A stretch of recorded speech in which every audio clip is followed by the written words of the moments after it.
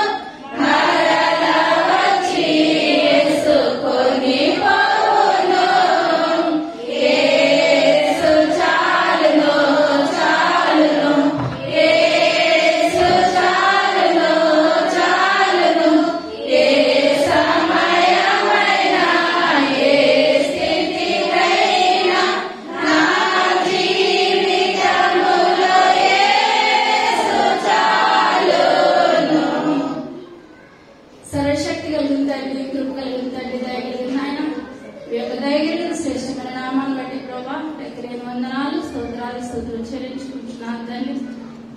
ఈ యొక్క దినాన్ని ప్రభా మీరు గురించి వాక్యం చెప్తున్నా మీరు ఉండండి నాయన, మీరు మాట్లాడమని అడుగుతున్నాను తండ్రి. అయ్యా చెప్పగలిగే శక్తిని నాకు దయచేయండి ప్రభా, వినగలిగే శక్తిని బిడ్డలందరికీ దయచేయండి తండ్రి.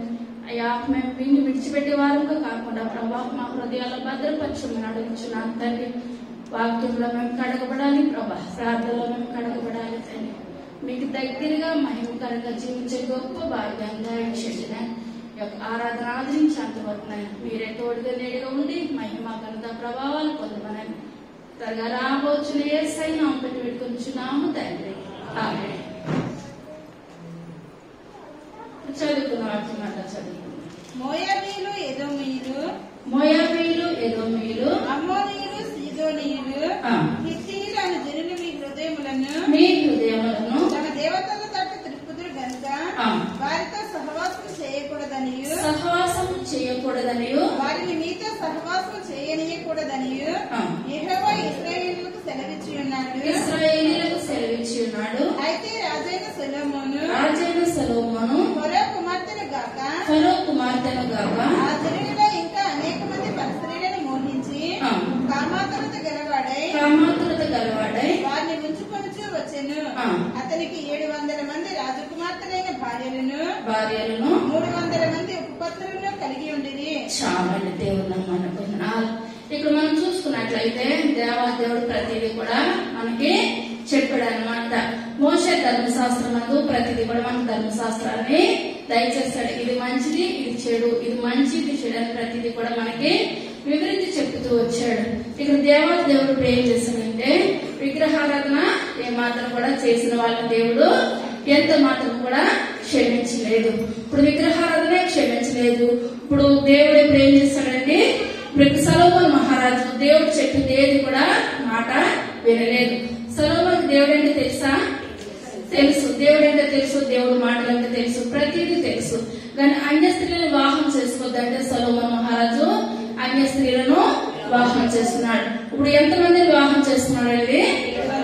700 మంది భార్యలు, 300 మంది ఉపపత్నులు, మొత్తం ఎంతమంది అయ్యారండి? 1000 మంది అయ్యారు. ఇప్పుడు 1000 మంది భార్యలు, కొంతమంది అయితే దేవుడు తెలుసుకున్న వాళ్ళు, మిగిలిన వాళ్ళందరూ కూడా విగ్రహారాధన చేసేవాళ్ళు. ఇప్పుడు దేవుడు ఏదైతే చేయొద్దన్నాడో విగ్రహారాధన చేయకూడదన్నాడు. విగ్రహారాధన దూరంగా ఉండమంటే విగ్రహారాధన చేసే స్త్రీలను వివాహం చేసుకుని వాళ్ళు ఏది చెప్తే అది సొలొమోను మహారాజు చేస్తూనే ఉన్నాడు. అటువంటి గొప్ప మందిరాన్ని కట్టిన ఆయన సొలొమోను మహారాజు దేవుడితో మాట్లాడాడు. దేవునికి సొలొమోను మహారాజు ఇప్పుడు ఏం చేస్తాడండి, అన్య స్త్రీలను వివాహం చేసుకుని విగ్రహారాధన వైపు తిరిగిపోయాడు. తర్వాత అతనికి 700 మంది రాజకుమార్తెలైన భార్యలను 300 మంది ఉపపత్నులను కలిగి ఉండిరి. అతని భార్యలు అతని హృదయం త్రిప్పివేసిరి.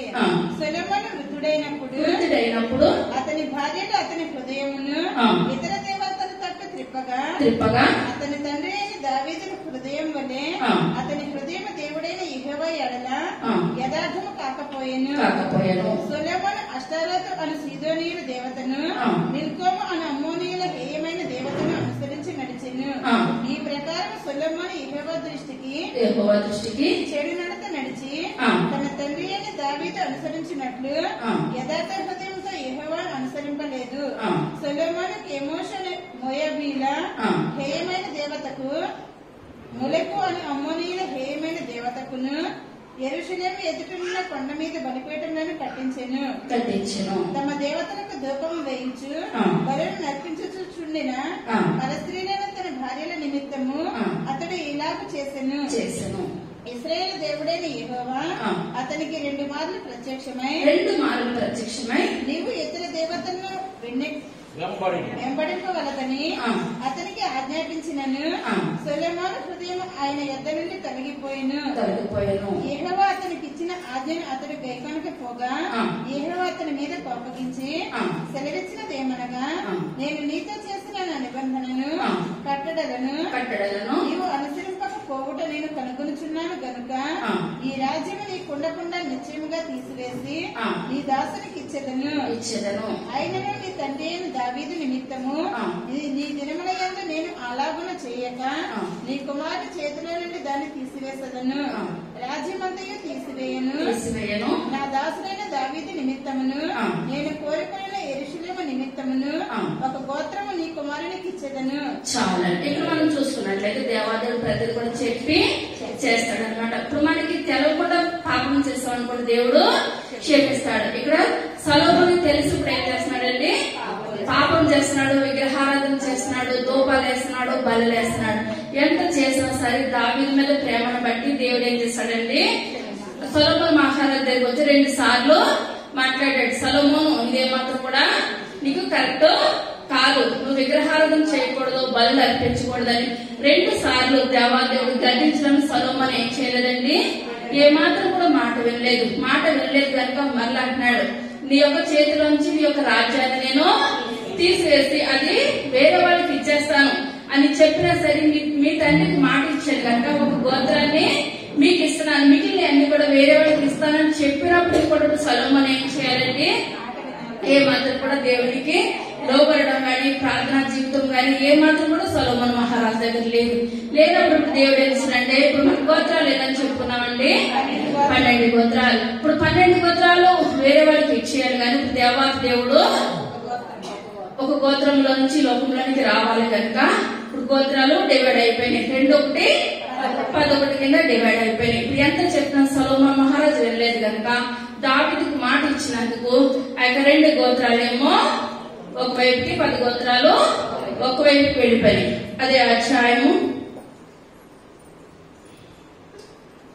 26వ వచనం. మరియు సొలొమోను సేవకుడైన యెరోబాము సహా రాజు మీదకి లేచెను. ఇతడు జెరేదా సంబంధమైన ఎఫ్రాయిమీయుడైన నెబాతు కుమారుడు. ఇతని తల్లి పేరు జెరుహా, ఆమె విధవరాలు. ఇతడు రాజు మీదకి లేచుటకు హేతువేమనగా సొలొమోను మిల్లో కట్టించిన తన తండ్రి అయిన దావీదు పురమునకు కలిగిన బీటలు బాగు చేయుచుండెను. అయితే యెరోబాము అనే ఇతడు మహాబలాఢ్యుడై ఉండగా ఎవరులకు ఇతడు పని యందు శ్రద్ధ గలవాడని. చాలా ఇప్పుడు దేవుడు ఎప్పుడు కూడా పనిలో శ్రద్ధ కలిగి వాళ్ళనే ఏర్పరచుకుంటాడు, బద్దకస్తులు ఎప్పుడు కూడా ఏర్పరచుకోవడం. ఇదే సొలొమోను మహారాజు చెప్తున్నాడు ఆయన సామెతల్లో, సోమరి చీమల యొద్దకు వెళ్ళుము, ఆ చీమలు ఏం చేస్తాయి, వేసవి కాలాన్ని సమకూర్చుకుంటే వర్షాకాలాన్ని తింటాయి అనమాట. ఇప్పుడు చాలా మంది ఇప్పుడు ఏం చేస్తారు, ఏ కాలమైనా సరే సోమరితనానికే అలవాటు పడిపోతారు. మనకి లోకంలో సోమరితనం అలవాటు వచ్చిందంటే అది చాలా కష్టం అనమాట. ఇక్కడ చూసుకున్నట్లయితే దేవుడు ఎప్పుడు కూడా సోమరులకి ఏమాత్రం కూడా సపోర్ట్ చేయడు. మనకు లేవలేని స్థితిలో కూడా మనం లేచి ప్రార్థన చేసుకున్నట్లయితే దేవుడు మనకి ఏం చేస్తాడు? సహాయం చేస్తాడు. లేవలేనంటే మనం ఏది కూడా చేయలేము. ప్రభువా నాకు ప్రార్థించుకునే కృపను నాకు దయచేయండి, నేను చేస్తున్న ఈ కార్యాన్ని సఫలము చేయండి. మనం ఏం చేయాలి? ఒక అడుగు ముందుకు వెళ్ళడానికి చూడాలి, కానీ ఆగిపోవడానికి ఎంత మాత్రం కూడా చూడకూడదు. ఇక్కడ చూసుకున్నట్లయితే ఈ యొక్క యెరొబాము తన తల్లి ఏం పేరండి? జెరుహా. ఇప్పుడు ఆమెకి భర్త లేడనమాట. యవ్వన వయసులోనే భర్తను కోల్పోయింది. భర్త లేకుండా ఉంది, కుమారుడు పెట్టుకుని ఉంది. ఇప్పుడు కుమారుడు సొలొమోను మహారాజు దగ్గర తన తండ్రి కాలం నుంచి కూడా ఉన్నాడు. ఆ యొక్క దావీదు కట్టించిన నగరాలకు బేటలు వచ్చినట్లయితే బేటలు ఇప్పుడు ఏం చేస్తున్నాడు? అతను సరి చేస్తున్నాడు, బాగు చేస్తున్నాడు, పనిలో శ్రద్ధ వహిస్తున్నాడు అనమాట. పనిలో మంచిగా శ్రద్ధ వహిస్తున్నాడు అని ఒక మాట వెనకాల ఒక మాట, ఒక మాట వెనకాల ఒక మాట ఎవరి దగ్గరికి వెళ్ళిందండి? సొలొమోను మహారాజు దగ్గరికి వెళ్ళింది. ఎందువల్లంటే సొలొమోను ఇప్పుడు 700 మంది భార్యలు, 300 మంది ఉపపత్నులు. ఇప్పుడు ఒకడు కొంటే ఎంతమందికి కొనాలి? 1000 మందికి కొనాలి. వాళ్ళకి ఏమి ఇల్లు కట్టేస్తే వాళ్ళకి ఇల్లు కట్టిస్తాం, వాళ్ళకి ఇల్లు కట్టేస్తే వాళ్ళకి ఇల్లు కట్టిస్తాం. ఇలాగ ఇప్పుడు ఏం చేస్తున్నాడంటే వాళ్ళని వివాహాలు చేసుకుంటాం, ఇల్లు కట్టించుకుంటాం. ఇదే పని మీద ఉన్నాడు. కానీ దేవుని పని మీద సొలొమోను ఏ మాత్రం కూడా లేడు. అక్కడ దేవుని పని కూడా, దేవుని మందిరాన్ని కూడా పట్టించుకోవట్లేదు. సొలొమోను మహారాజు లేకపోయినా సరే ఇప్పుడు ఇతను ఏం చేస్తున్నాడంటే యెరొబాము పనిలో శ్రద్ధ కలిగి పని చేస్తున్నాడు. ఇప్పుడు అందరూ అంటున్నారు, నువ్వు పని దగ్గర లేకపోయినప్పటికీ సొలొమోనా నీ దగ్గర ఉన్న పనివాడు ఇప్పుడు ఏం చేస్తున్నాడు? చాలా శ్రద్ధ కలిగి రాత్రనగా పగలనగా పని చేస్తున్నాడని సొలొమోను మహారాజు దగ్గరికి వచ్చేటప్పటికి సొలొమోను అనుకున్నాడు, ఇతనికి ఇంకా మంచి పోస్ట్ ఇవ్వాలి, ఇంకా మంచి ఉన్నతమైన స్థితిని సొలొమోనుకు దయచేయాలని సొలొమోను అనుకుని ఏం చేశాడంటే ఇప్పుడు 12 గోత్రాల్లో యోసేపు సంతతి వారికి కఠినమైన పని చేయించాడు అన్నమాట సొలొమోను మహారాజు. అప్పుడు కఠినమైన పనులను ఎవరిని పెట్టారు? అధిపతిగా యెరొబామును పెట్టారు. ఇప్పుడు దీని ముందు ఏ పని చేసేవాడు? బేటలే బాగా చేసేవాడు. చిన్న పనిలో ఉండి అతన్ని ఇప్పుడు యోసేపు సంతతి మీదకి ఇప్పుడు అధిపతి స్థానాన్ని సొలొమోను దయచేశారు. తర్వాత అంతటా యెరొబాము యెరూషలేము నుండి బయలుపడి పోగా షిలోనీయుడును ప్రవక్తయునకు అహీయా అతనిని మార్గమందు కనుగొనెను. అహీయా క్రొత్త వస్త్రము ధరించుకొని ఉండెను. వారిద్దరూ తప్ప పొలములో మరి ఎవడునూ లేకపోయెను. అంతటా అహీయా తాను ధరించుకొని ఉన్న క్రొత్త వస్త్రమును పట్టుకొని 12 తునకలుగా చింపి యెరొబాముతో ఇట్లనెను, ఈ 10 తునకలను నీవు తీసుకొనుము. ఇశ్రాయేలు దేవుడైన యెహోవా సెలవిచ్చినదేమనగా, జనులు నన్ను విడిచిపెట్టి అష్తారోతు అను సీదోనీయుల దేవతకును, కెమోషు అను మోయాబీయుల దేవతకును, మిల్కోము అను అమ్మోనీయుల దేవతకును మ్రొక్కి సొలొమోను తండ్రి అయిన దావీదు చేసినట్లు నా దృష్టికి యోగ్యమైన దాన్ని చేయకయు, నా కట్టడలను నా నిబంధనలు అనుసరింపకయు నేను ఏర్పరిచిన మార్గంలో నడువకయు నున్నారు గనుక సొలొమోను చేతిలో నుండి రాజ్యమును కొట్టివేసి 10 గోత్రములను నీకు ఇచ్చేదను. అయితే నా సేవకుడైన దావీదు నిమిత్తమును నేను యెరూషలేము పట్టణమును కోరుకుని నందునను ఇశ్రాయేలు గోత్రములో నుండి వానికి ఒక గోత్రము ఉండనిత్తును. రాజ్యము వారి చేతిలో నుండి బొత్తిగా తీసివేయక నేను కోరుకుని నా సేవకుడైన దావీదు నా ఆజ్ఞను అనుసరించి నా కట్టడలను అనుసరించిన గనుక దావీదుని జ్ఞాపకం చేసుకొని అతని దినములన్నీ అతనిని అధికారిగా ఉండనిత్తును. అయితే అతని కుమారుని చేతిలో నుండి రాజ్యమును తీసివేసి అందులో నీకు 10 గోత్రములను ఇచ్చేదను. నా నామమును అక్కడ ఉంచుటకు నేను కోరుకున్న పట్టణమైన యెరూషలేములో నా ఎదుట ఒక దీపము నా సేవకుడైన దావీదులకు ఎల్లప్పుడూ నుండినట్లు అతని కుమారునికి ఒక గోత్రము ఇచ్చేదను. చాలా దేవుడు అనుకుంటున్నారు. ఇక్కడ ఏం చేస్తున్నాడండి? అక్క సొలొమోను మహారాజు నియమించిన పనిలో నుంచి చేసి బయటికి వస్తున్నాడు. వస్తున్నప్పుడు ఎవరు కనిపించారండి? ప్రవక్త అయిన అహీయా కనిపించాడు అనమాట. అహీయా ప్రవక్త కనిపించి దగ్గర ఏముందండి? కొత్త వస్త్రం ఉన్నది. ఆ కొత్త వస్త్రం ఉన్నదప్పుడు ఆ కొత్త వస్త్రాన్ని ఎన్ని తులకలు చేస్తాడు? 12 తులకలు చేస్తాడు. 12 తులకలు చేసి ఇప్పుడు ఎప్పుడైనా సరే ఇప్పుడు యెరొబాము ఆ పనిలో శ్రద్ధ వహించాడు, కానీ రాజపదలకు శ్రద్ధ వహించాడా? ఏమాత్రం కూడా ఆశించి చేయలేదు. మనం ఏది కూడా దేవుని సన్నిధిలో ఎంతో మనము ఆశించి మనం చేయొద్దు. మన పని మనం చేసినట్లయితే మన కష్టాన్ని దేవుడు ఎప్పుడు కూడా ఉంచుకునే దేవుడు అయితే మన దేవుడు కాదనమాట. ఇక్కడ మనం చూసుకున్నట్లయితే ఇతను ఏసేపు సంతతి వారి మీద అధిపతిగా ఉన్నాడు. అధిపతి స్థానంలోంచి ఎక్కడికి వచ్చేస్తున్నాడండి? యెరొబోము రాజు స్థానంలోనికి వచ్చేస్తున్నాడు. తన కళలో కూడా ఏమాత్రం కూడా ఊహించలేదు. మన దేవుడు ఊహించలేని మేరేం చేయగలిగిన గొప్ప దేవుడు అనమాట. ఇక్కడ మనం చూసుకున్నట్లయితే ఇప్పుడు ఇతను వచ్చేస్తున్నప్పుడు అహీయే కనిపించి ఇప్పుడు ఏం చేశాడు? యెరొబోమును ఆపాడు అనమాట. యెరొబోమును ఆపి ఎందువల్లంటే ఇప్పుడు దేవుడు ప్రతి విషయం ఎవరికి చెప్తా వస్తున్నాడు? ప్రవక్తలకు చెప్తా వస్తున్నాడు అనమాట. మనం ఏంటి చేసినా సరే దావీదు మహారాజు పాపం చేసినప్పుడు ఆ పాపాన్ని దేవుడు ఎవరికి చెప్పాడండి? నాతాను ప్రవక్తకు చెప్పి దావీదు దగ్గరికి పంపించాడు. ఇక్కడ సొలొమోను మహారాజు దేవుడు 2 సార్లు మాట్లాడాడు. 2 సార్లు మాట్లాడినా సరే ఆ సొలొమోను మహారాజులో ఏమాత్రం కూడా మార్పు గాని, అయ్యో నేను చేసిన తప్పని కానీ నా తండ్రి యథార్థంగా జీవించాడు కదా, నా తండ్రిలో నేను కూడా యథార్థంగా జీవించాలని కానీ ఏ మాత్రం కూడా సొలొమోనులో లేదు. ఎప్పుడైతే లేదో ఇప్పుడు అనుకున్నాడు దేవుడు అహీయా ప్రవక్తకు చెప్పి, నువ్వు యెరొబోము నమ్మకంగా ఉన్నాడు, మనలో శ్రద్ధ వహిస్తున్నాడు, నమ్మకంగా పనిచేస్తుంది కనుక అతన్ని నేను ఇప్పుడు ఏం చేస్తాను? రాజు కింద నీకు ఇస్తాను. నువ్వు వెళ్ళి 10 గోత్రాలు ఆయనకి ఇచ్చేసేసి 2 గోత్రాలు దావీదుకి. ఇప్పుడు 2 గోత్రాలు ఇప్పుడు యెరూషలేము ఎవరికి వస్తుందండి? దావీదుకి వస్తుంది అనమాట. ఎందువల్లంటే అక్కడ గోత్రంలోంచి యేసయ్య రావాలి. యేసయ్య ఎక్కడ పుట్టాలి? యెరూషలేము అక్కడ ఉండాలన్నమాట. కనుక మిగిలిన 10 గోత్రాలు కూడా యెరొబోముకి ఇచ్చేయమని చెప్పినప్పుడు ఈయన ఆ యొక్క వస్త్రాన్ని 12 ముక్కలు చేసి ఇదిగో 10 ముక్కలు నీగి. ఎందువల్లంటే ఇప్పుడు ఇశ్రాయేల్ సంతానం 12 మంది, 12 గోత్రాలు, 12 గోత్రాల్లో 10 గోత్రాలు నీయే. 10 గోత్రాల మీద నువ్వు అధికారం అవుతావు, రాజు అవుతావు. 2 గోత్రాలు అయితే నీయే మాత్రం కూడా కాదు. ఎందువల్లంటే వాళ్ళు ఏం చేస్తున్నారు? విగ్రహారాధన చేస్తున్నారు. దేవుడు ఏది చేయొద్దంటే అది చేస్తున్నాడు. నువ్వు ఎవరి మాట ఆలకించాలి?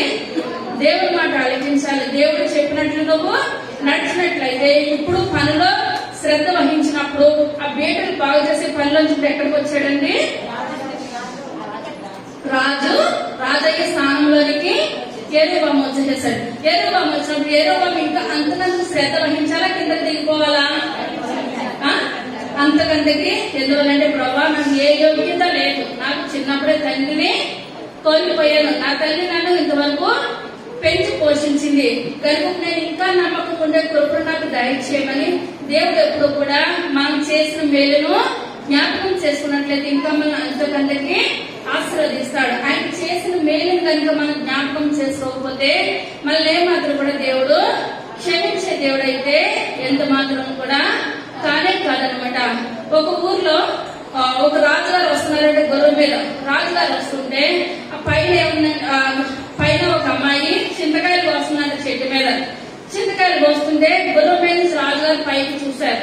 పైకి చూస్తే అయ్యో ఈ అమ్మాయి చింతకాయలు కోస్తుంది కదా, అమ్మాయి చాలా అందంగా ఉంది, బాగుందని బట్టలకు చెప్పి రాజుగారు అన్నారు, ఆ అమ్మాయి ఊరు పేరు ఏంటో కనుక్కోండి, ఆ అమ్మాయి చాలా అనుకున్న అమ్మాయి నేను వివాహం చేసుకుంటానని చెప్పినప్పుడు ఆ బట్టలు కనుక్కున్నారు అనమాట. చాలా పేదవాళ్ళు తినడానికి కూడా తిండి లేని స్థితి. ఆ చింతకాయలు కోసుకొని అమ్ముకొని వాళ్ళు పొట్ట పోషించుకోవాలని చెప్పినప్పుడు ఏదైనా కుమార్తెని వివాహం చేసుకుంటారని అనుకున్నాడు రాజు. ఆ అమ్మాయిని వివాహం చేసుకున్నాడు.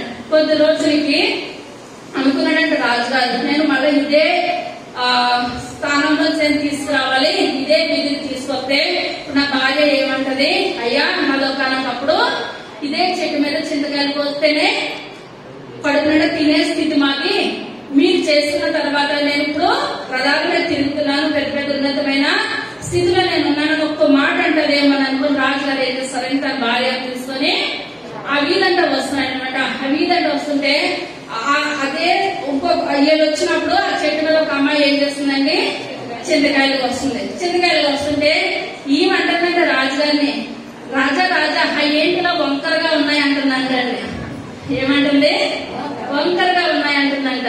ఎప్పుడైతే వంకరగా ఉన్నాయన్నదో రాజుకి ఏం కలిగిందండి, కోపం వచ్చింది. ఇక వంకరగా ఉన్నాయి నీకేదో తెలియదు కదా, చెట్టు కింద దింపేసి నువ్వు మళ్ళీ ఏ స్థితికి వెళ్ళిపోవాలి, చింతకాయలు కోసే స్థితికి వెళ్ళిపోతే చింతకాయలు ఏంటో తెలుస్తాయి కానీ ఇప్పుడు ఏం తెలవట్లేదు, అది వంకరగా ఉన్నాయంట. చింతకాయల విషయం కూడా తెలవట్లేదు, తన గత జీవితం కూడా అమ్మాయికి తెలవట్లేదు. మనం ఏంటంటే మనం ఈ స్థితిలో కేవలము ఆయన ఉచితమైన కృప, మన శక్తి కాదు, మనం బలము ఏమాత్రం కూడా కాదు. కానీ అదే చింతకాల స్థితిలో ఉండేది ఇప్పుడు ఎవరి జీవితం అంటే యెరొబాము యొక్క జీవితం. కానీ అక్కడ యెరొబాము దేవుడు ఎటువంటి స్థితిలో పెట్టాడు? ఒక రాజు కింద పెట్టాడు. రాజు కింద పెట్టినప్పుడు ఇప్పుడు ఇతను ఏం చేయాలి? ఇప్పుడు సొలొమోను ఏదైతే చేసి దేవునికి దూరంగా జీవించాడో ఆ పని చేయకుండా దేవునికి దగ్గరగా జీవించాలి. యేసయ్య నా స్థితి ఏంటి, మీరు ఇచ్చిన స్థానం ఏంటి, నేను ప్రార్థనలో బహుగా వాడబడతాను, ఆయన ప్రార్థనలో జీవిస్తానని మానేసి అనుకున్నాడట. ఎప్పుడైతే రాజు స్థానం వచ్చిందో అతలో ఏం కలిగింది? గర్వం కలిగింది, అహంకారం కలిగింది. అదే అధ్యాయం 41 వచనం. సొలొమోను చేసిన ఇతర కార్యములను గూర్చి, అతడు చేసినంతటిని గూర్చి, అతని జ్ఞానమును గూర్చి సొలొమోను కార్యములను గూర్చిన గ్రంథమందు వ్రాయబడి ఉన్నది. సొలొమోను యెరూషలేమునందు ఇశ్రాయేలునందరినీ ఏలిన కాలము 40 సంవత్సరములు. అంతటా సొలొమోను తన పితరులతో కూడా నిద్రించి తన తండ్రి అయిన దావీదు పురమందు సమాధి చేయబడెను. 40వ వచనం. జరిగిన దానిని విని సొలొమోను యెరొబామును చంప చూడగా యెరొబాము లేచి ఐగుప్తు దేశమునకు పారిపోయి ఐగుప్తు రాజైన శేషుని వద్దకు చేరి సొలొమోను మరణమగు వరకు ఐగుప్తులోనే ఉండెను. చాలండి. ఇప్పుడు ఎప్పుడైతే 10 గోత్రాలు ఇప్పుడు యెరొబాముకు వచ్చేసింది, ఇప్పుడు ఎవరు కోపం వచ్చిందంటే సొలొమోను కోపం వచ్చేసింది. ఇప్పుడు యెరొబామును చంపేసినట్లయితే 10 గోత్రాలు కూడా ఎవరికి వచ్చేస్తాయి? సొలొమోను నాకే కదా వచ్చేస్తాయని అనుకొని మీ యొక్క యెరొబాముని వేటలు బాగు చేసుకొని నేను ఆ యోసేపు సంతతి మీద అధిపతిగా నియమించాను, నేనే ఉన్నతమైన స్థితిలో నియమించాను. దేవుడు ఎలా పెట్టాడు? నన్ను మించిపోయే స్థితిలో సొలొమోనుకి 2 గోత్రాలు, మిగిలిన వాళ్ళకి 10 గోత్రాలు. కదా నేను చంపాలని అనుకున్నప్పుడు ఆ విషయం యెరొబాము తెలుసు. ఇతను ఎక్కడికి వెళ్ళిపోయాడండి? ఐగుప్తుకు వెళ్ళిపోయాడు అనమాట. ఐగుప్తుకు వెళ్ళిపోయి సొలొమోను చనిపోయేంత వరకు ఐగుప్తులో ఉన్నాడు. ఐగుప్తులో ఉండి ఐగుప్తు యొక్క స్త్రీని ఇతను ఏం చేస్తాడు? వివాహం చేసుకున్నాడు అనమాట. అప్పుడు ఆమె పేరు చరిత్రలో ఉంటది యానో అనమాట. ఏం పేరండి? యానో. ఇప్పుడు ఆ కుమార్తె వివాహం చేసుకున్న తర్వాత దేవుడు బయలుపరిచాడు, నేను చంపాలని చూస్తున్నా. ఆ సొలొమోను ఏమైపోయాడు? చనిపోయాడు. నువ్వు అంటే ఎక్కడికి రావచ్చు? యెరూషలేముకి రావచ్చు. నువ్వు 10 గోత్రాల మీద రాజు కింద నువ్వు పట్టాభిషేకం చేయించుకోమని చెప్పినప్పుడు సొలొమోను మళ్ళీ ఎక్కడికి వచ్చాడు? యెరొబాము యెరూషలేములోనికి అడుగు పెట్టాడు. అదే మొదటి రాజుల గ్రంథము 12వ అధ్యాయము 26వ వచనం. ఈ జనులు యెరూషలేమునందున్న యెహోవా మందిరమందు బలులు అర్పించుటకు ఎక్కిపోవచ్చుండిన ఎడల ఈ జనుల హృదయము యోధారాజైన రెహబాము అను తమ యాజకుని తట్టు తిరుగును. అప్పుడు వారు నన్ను చంపి యోధారాజైన రెహబాము వద్ద మరలా చేరుదురు. రాజ్యము మరలా దావీదు సంతతి వారి దగును అని యెరొబాము తన హృదయమందు తలంచి ఆలోచన చేసి 2 బంగారపు దూడలు చేయించి జనులను పిలిచి యెరూషలేమునకు పోవుట మీకు బహు కష్టము. ఇశ్రాయేలు వారులారా, ఐగుప్తు దేశంలోని మిమ్మల్ని రప్పించిన మీ దేవుడు ఇదే అని చెప్పి ఒకటి బేతేలు నందును ఒకటి దాని నందునే ఉంచెను. చాలండి. ఇక్కడ మనం చూసుకున్నట్లయితే ఇప్పుడు యెరొబాముకి పట్టాభిషేకం అయింది, రాజు కింద నిల్చున్నాడు అనమాట. ఆయన రాజు కింద పరిపాలన చేస్తున్నాడు. పండగలకి ప్రతి దానికి కూడా ఇశ్రాయేలు ప్రజలకు ఎక్కడికి రావడం వాడుక? యెరూషలేము యొక్క దేవుని యొక్క మందిరంలోకి రావడం వాడుక. ఇప్పుడు ఆ 2 గోత్రాల వారు ఎలాగా ఎక్కడికి వస్తున్నారు? యెరూషలేములోకి వస్తున్నారు. 10 గోత్రాల వారు కూడా ఎక్కడికి రావాలి? యెరూషలేములోకి రావాలి. ఇప్పుడు యెరూషలేములోకి వచ్చినప్పుడు ఇప్పుడు యెరూషలేము దగ్గర ఎవరు రాజుగా ఉన్నారు? రెహబాము రాజుగా ఉన్నాడు. రెహబాము ఎవరండి? సొలొమోను యొక్క కుమారుడు రెహబాము. 10 గోత్రాల మీద వచ్చిన రాజు పేరు యెరొబాము. అర్థమవుతుందా? రెహబాము వేరు, యెరొబాము వేరు. రెహబామేమో సొలొమోను యొక్క కుమారుడు, 2 గోత్రాలకి రాజు కింద ఉన్నాడు. యెరొబామేమో 10 గోత్రాల మీద రాజుగా ఉన్నాడు. ఇప్పుడు 10 గోత్రాల వారు కూడా యెరూషలేము మందిరంలోకి వచ్చి ఆ పండుగలకు వచ్చినప్పుడు ప్రార్థన చేసినప్పుడు దేవుడు వాళ్ళతో మాట్లాడి మీరు చేసేది కరెక్ట్ కాదు, ఈ యొక్క మందిరానికి రావాలి, ఇక్కడికి రావాలని చెప్పినట్లయితే ఒకరి మాట ఆలోచిస్తే మిగిలిన 10 గోత్రాల ఎక్కడికి వచ్చేస్తారు? యెరూషలేము దగ్గరికి వచ్చేస్తారు. యెరూషలేము దగ్గరికి వచ్చినప్పుడు 10 గోత్రాలు కూడా అక్కడ రెహబాంకి అయిపోయినట్లయితే నేను రాజు కింద ఉండను అనుకుని ఇతరులో చెడ్డ మనస్తత్వం కలిగి ఇప్పుడు ఏం చేస్తాడండి, దానిలో ఒకటి బేతేలిలో ఒకటి 2 పెద్ద పెద్దవి బంగారు దూడలు చేయించేసి ఈ చివర ఒకటి ఆ చివర ఒకటి 2 దూడలు పెట్టేస్తాడు అనమాట.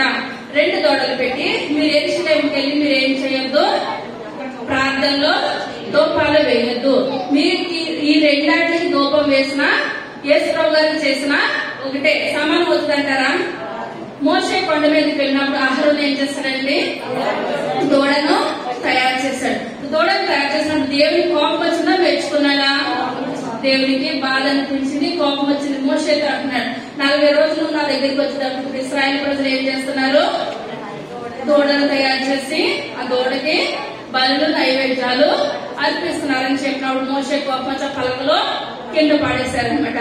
ఇప్పుడు ఇక్కడ చూసుకున్నట్లయితే ఇప్పుడు ఇతనికి అది చేసిన తప్పండి, రైట్ అంటారా? ఏమాత్రం కూడా కరెక్ట్ కాదు. కానీ 2 బంగారు దూడలు తెచ్చి ఆ దూడలకి దూపాలు వేయమంటున్నారు అనమాట, బలు అర్పించమంటున్నాడు. ఇప్పుడు రాజుగారి మాట కాదనుకొని వాళ్ళు ఎక్కడికి కూడా వెళ్ళడానికి ఏమాత్రం కూడా వీలు లేదు. ఇప్పుడు 10 గోత్రాల వారు ఇప్పుడు ఏం చేస్తున్నారు, ఆ యొక్క దూడల్ని ఆరాధిస్తున్నారు, పూజలు చేస్తున్నారు, బలు అర్పిస్తున్నారు. ఇప్పుడు దేవుడు చూసి ఊరుకుంటాడంటారా? ఏమాత్రం కూడా. ఇప్పుడు పాపాత్మురాలైన స్త్రీనైనా దేవుడు క్షమించాడు కానీ విగ్రహాలను ఏమాత్రం కూడా దేవుడు క్షమించలేదు. తర్వాత చదువుకుందాం. దాని వరకు ఈ రెండిలో ఒకదానిని జరిగి పూజించడం వలన రాజు చేసిన కార్యము పాపములకు కారణమాయను మరియు అతడు ఉన్నత స్థలములను కట్టించి మందిరముగా ఏర్పరిచి లేవీయులు కాని సాధారణమైన వారిలో కొందరు యాజకులుగా నియమించెను. చాలండి. ఇప్పుడు మోషే గారి కాడి నుంచి కూడా దేవుడు ధర్మశాస్త్రాన్ని ఇచ్చినప్పుడు 10 గోత్రాలకు ఎవరికి వచ్చిందండి, దేవుని ఆరాధించే స్థితి యాజకులు. యాజకులు ఏ గోత్రం వారు? లేవి గోత్రం వారు. లేవి గోత్రం వారికి దేవుడు ఏం చేస్తాడు, యాజకత్వము అనుగ్రహించాడు అనమాట. మనం ముందు వారం మనం చెప్పుకున్నాం కదా. ఇప్పుడు యాజకత్వంలో అహరోను కుమారులు వచ్చారు, అందరూ వచ్చారు. మోషే ఏమాత్రం కూడా బాధపడలేదు. కానీ దేవుడు మోషే సంతానాన్ని ఏమాత్రం కూడా విడిచిపెట్టలేదు. ఇక్కడ చూసుకున్నట్లయితే ఇప్పుడు లేవి సంతానం కాకుండా వేరే వాళ్ళని ఏం చేస్తున్నాడండి, యాజకులుగా నియమించవచ్చా? మరి దేవుడు యథార్థంగా చేస్తున్నాడా, అన్యాయంగా చేస్తున్నాడా? అన్యాయంగానే చేస్తున్నాడు. తర్వాత మరియు యెరొబాము యూదా దేశమందు జరుగు ఉత్సవం వంటి ఉత్సవమును 8వ మాసము 15వ దినమందు జరుపు నిర్ణయించి బలిపీఠం మీద బలులు అర్పించుచూ వచ్చెను. ఈ ప్రకారం బేతేలు నందును తాను చేయించిన దూడలకు బలులు అర్పించుచుండెను. మరియు తాను చేయించిన ఉన్నతమైన స్థలమునకు యాజకుల బేతేలు నందుంచెను. ఈ ప్రకారం అతడు యోచించిన దానిని బట్టి 8వ మాసము 15వ దినమందు బేతేలులో తాను చేయించిన బలిపీఠము మీద బలులు అర్పించుచూ వచ్చెను. మరియు ఇశ్రాయేలు వారికి ఒక ఉత్సవమును నిర్ణయించి ధూపం వేయుటకై తానే బలిపీఠము ఎక్కెను. ఎవరెక్కారండి బలిపీఠము? యెరొబాము ఎక్కాడు. యెరొబాము ఎక్కొచ్చా? ఏమాత్రం కూడా యెరొబాము ఎక్కకూడదు. యెరొబాము ఆ యొక్క యాజకులు నిర్ణయించి అదే లేవి గోత్రం వారినే నిర్ణయించి యాజకత్వంలో వాళ్ళని నిలబెట్టాలి. ఇప్పుడు మొట్టమొదటి ఇతను ఏం చేస్తున్నాడు, వాళ్ళని యెరూషలేము దేవాలయంలోకి వెళ్ళనివ్వట్లేదు. తర్వాత తప్పు ఏం చేస్తున్నాడండి, 2 దూడలను అతనే పెట్టేసేశాడు.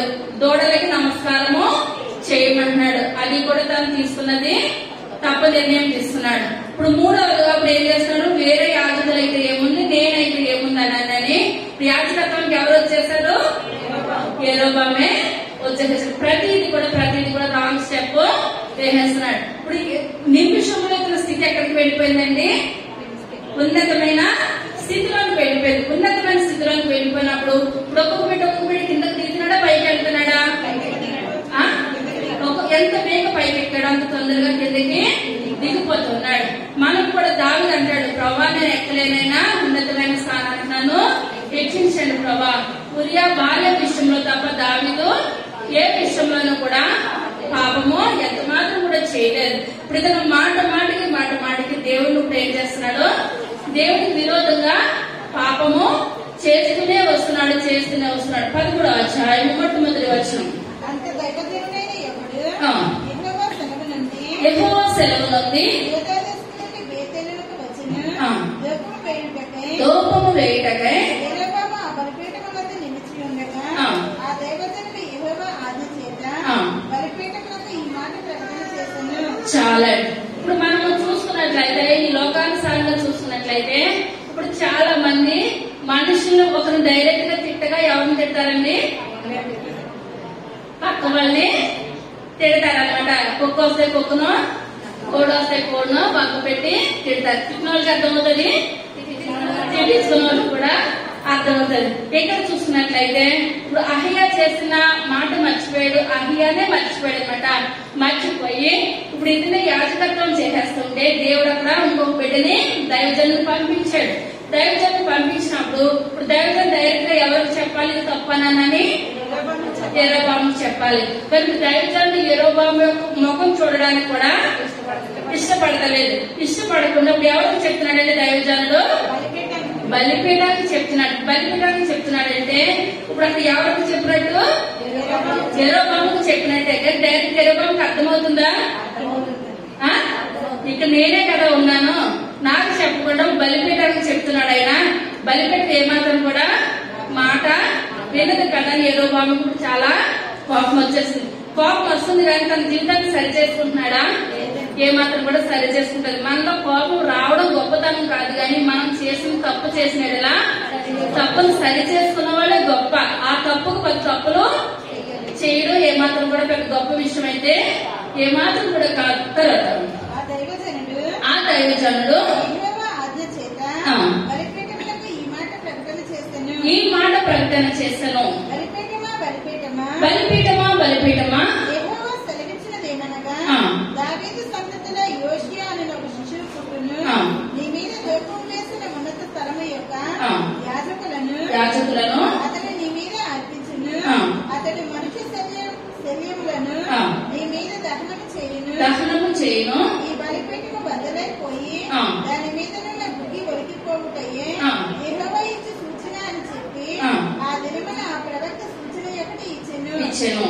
ఏదేనునందున బలిపీఠమును గురించి ఆ దైవజనుడు ప్రకటించిన మాట రాజైన యెరొబాము విని బలిపీఠము మీద నుండి తన చెయ్యి చాపి వాడిని పట్టుకొనమని చెప్పగా అతడు చాపిన చెయ్యి ఎండిపోయెను. చాలా దేవుడు యోషియా అనే ఒక శిశువు పుడతాడు. ఇదంతా కూడా చెప్తా ఉంటాడు. ఎవరు కోపం వచ్చిందండి? యెరొబాము కోపం వచ్చేసి ఇవన్నీ చెప్పింది నాకే కదా, నాకే చెప్తున్నావు కదా. అందుకని ఏంటంటే రాజుగారు తలుచుకుంటే దెబ్బలకి పొదువానని ఇప్పుడు ఇది ఏం చేస్తున్నాడు? అతన్ని పట్టుకొని ఏం చేయాలి? కొట్టించాలి, చంపించేయాలని అని అనుకుని చెయ్యి చాపుతాడు అనమాట. చెయ్యి ఇలా చాపుతున్నాడు. అతన్ని పట్టుకోండి అని అంటున్నాడు. ఎప్పుడైతే పట్టుకోండి చెయ్యి చాపాడో చాపిన చెయ్యి ఏమైపోయింది నిమిషంలోనే ఎండిపోయింది అనమాట.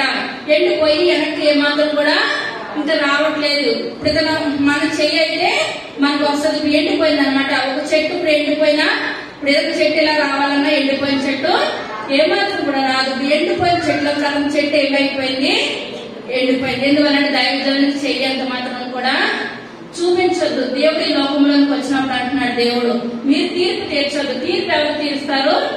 దేవుడే తీరుస్తాడు. కానీ ప్రజలుగా మనం ఒకరినొకరు ఏమాత్రం కూడా మాట్లాడడానికి కానీ శిక్షించడానికి కానీ మన జీవితాలు మన బ్రతుకులు ఏమాత్రం కూడా సరిపోదు. దేవుడు శిష్యులతో మాట్లాడుతున్నారు, మీరు ఎవరికి కూడా తీర్పు తీర్చొద్దు. వెనుక ఎదురే స్థితి మర్చిపోయాడు, స్థానాన్ని మర్చిపోయాడు. దైవజనుడు ఏం చేస్తున్నాడండి? చెయ్యి ఎత్తాడు అనమాట. అతన్ని పట్టుకోవడానికి చెయ్యి ఎత్తేటప్పటికి చాచిన చెయ్యి ఏమైపోయింది? ఎండిపోయింది. తర్వాత దానిని వెనుకకు తీసుకునేటప్పుడు అతనికి శక్తి లేకపోయాను. మరియు యెహోవా సెలవు ప్రకారము దైవజనుడిచ్చిన సూచన చొప్పున బలిపీఠము బద్దలు కాగా బుగ్గి దాని మీద నుండి ఒలికిపోయాను. అప్పుడు రాజు నా చెయ్యి మునుపటి వలె బాగగునట్లు ఈ దేవుడైన యెహోవా సముఖమందు నా కొరకు వేడుకొనమని ఆ దైవజనుని బ్రతిమలాడుకొనగా దైవజనుడు యెహోవాని బతిమాలుకొనెను గనుక రాజు చెయ్యి మరలా బాగై మునుపటి వలె ఆయను. చాలా మరి ఇప్పుడు రాజే కదా, మరి ప్రార్థన చేసుకుంటే చెయ్యి అలాగన్నా చెయ్యా అలాగ వచ్చేది వస్తుందా? ఏమాత్రం కూడా రాజు దైవజనుడు చెప్పినాడు బలిపీఠం బద్దలైపోయింది, బుగ్గి వెలిగిపోయింది. ఇప్పుడు అతను చెయ్యి చాపిన చెయ్య ఎండిపోయింది. ఇదన్నీ చూసుకొని ఇప్పుడు అంటున్నాడు దైవజనుడు వెళ్ళిపోతాడేమో అనుకొని దైవజనుడు ప్రాధాయపడుతున్నాడు. అయ్యా దైవజనుడా, నేను చేసింది తప్పు, మళ్ళీ నా చెయ్యి నాకు వచ్చేటట్టు మీరు ఏం చేయాలి, ప్రార్థన చేయండి. నా చెయ్యి నాకు రావాలి, నా చెయ్యి నాకు రావాలి. నా చెయ్యి ఎండిపోయింది, మళ్ళీ వెనక్కి ఏమాత్రం కూడా నా చెయ్యి వస్తలేదు. నా చేతి గురించి ప్రార్థన చేయండి, ప్రార్థన చేయడానికి బ్రతిమలాడుకున్నప్పుడు దైవజనుడు ఏం చేశాడండి, దేవుని సన్నిధిలో ప్రార్థన చేశాడు. ఎప్పుడైతే దైవజనుడు ప్రార్థన చేశాడో ఆ చెయ్యి ఏమైపోయింది, ఎప్పటిలాగానే మామూలుగా అయిపోయింది. మామూలుగా అయినప్పుడు ఆయన ఏదో మాట్లాడుతున్నాడు అక్కడ దైవజనుడు తర్వాత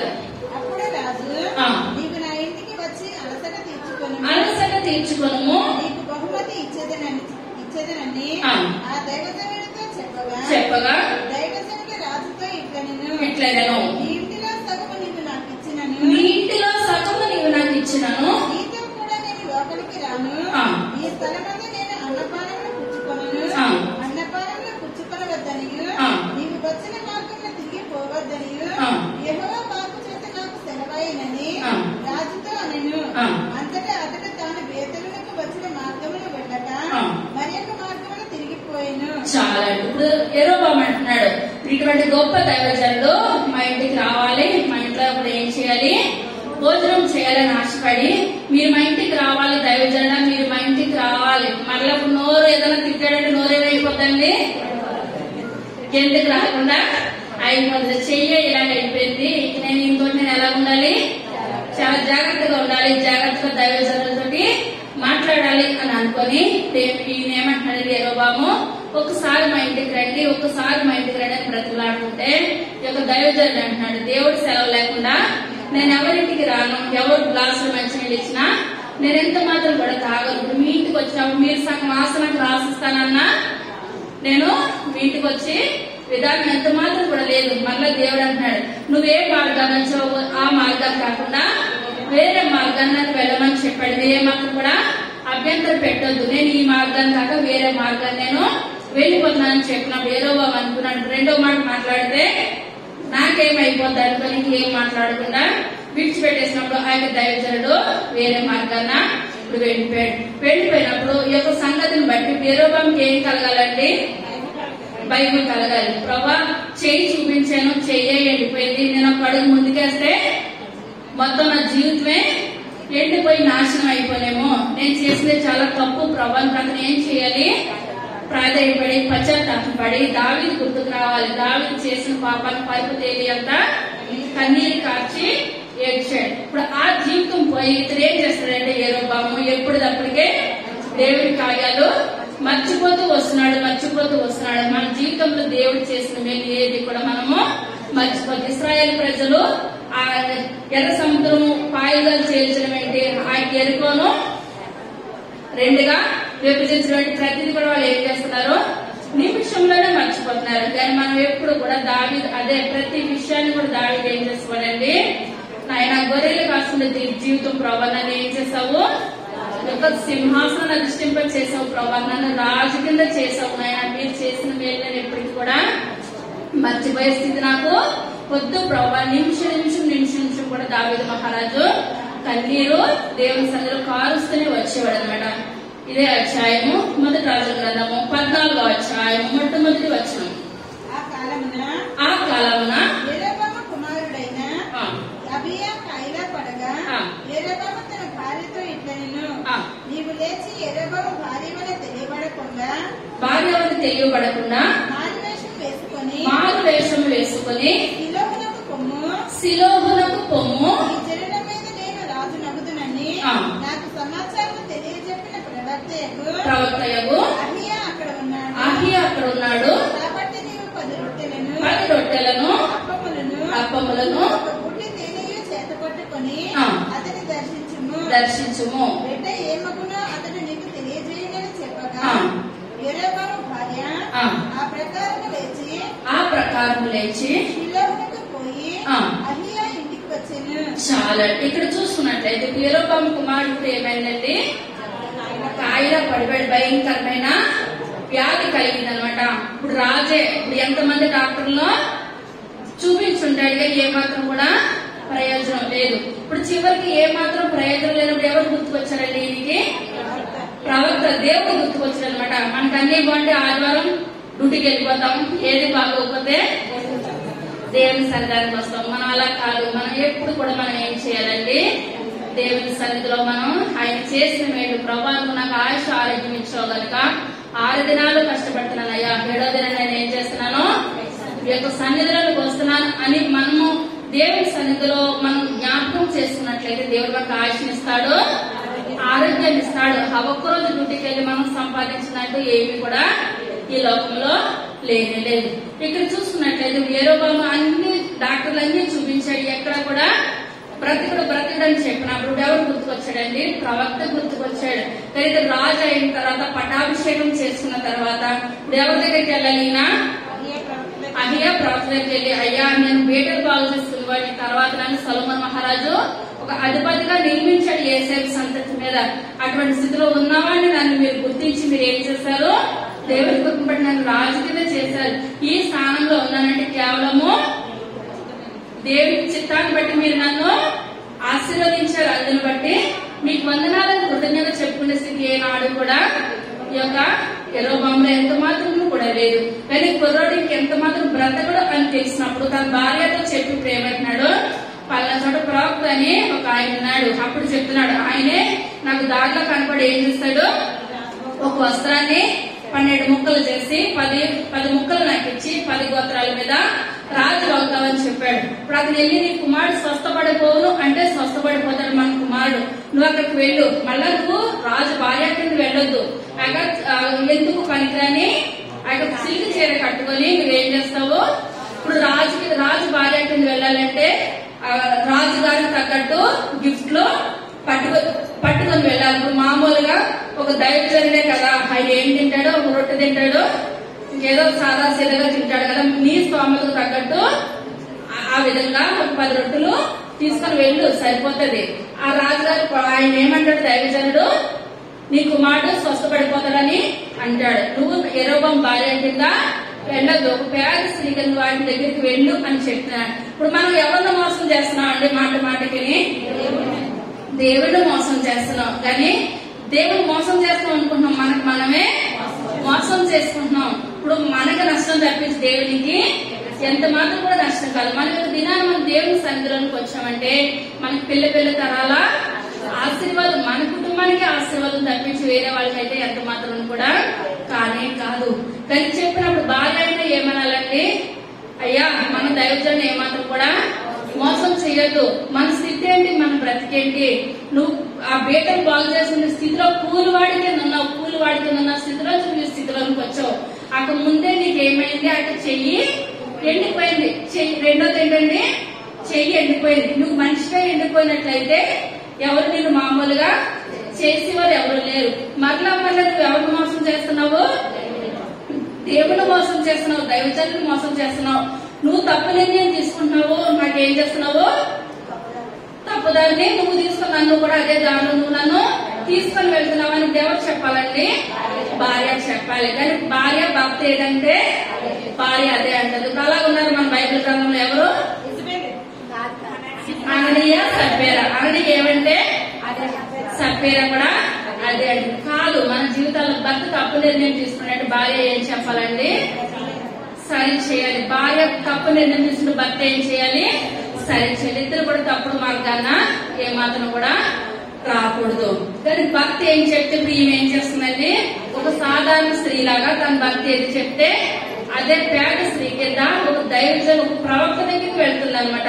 తర్వాత అహియా వృద్ధాప్యము చేత కండ్లు కానరాని వాడై ఉండెను. అంతటి యెహోవా అహియాతో సెలవిచ్చినదేమనగా, యెరొబాము కుమారుడు కాయలాగా ఉన్నాడు గనుక అతనిని గూర్చి నీ చేత విచారించుటకై యెరొబాము భార్య వచ్చుచున్నది, ఆమె మారువేషం వేసుకొని మరి యొక్కతో అయినట్టుగా వచ్చుచున్నది గనుక నేను నీకు సెలవిచ్చినట్టు నీవు ఆమెతో చెప్పవలెను. అంతలో అహియా ద్వారం లోపలికి వచ్చిన ఆమె కాలి చెప్పుడు విని ఆమెతో ఇట్లనెను. చాలా ఇప్పుడు ఎప్పుడైతే ఈ ఇంటి దగ్గర బయలుదేరిందో దేవుడు ఎవరికి చెప్పాడండి?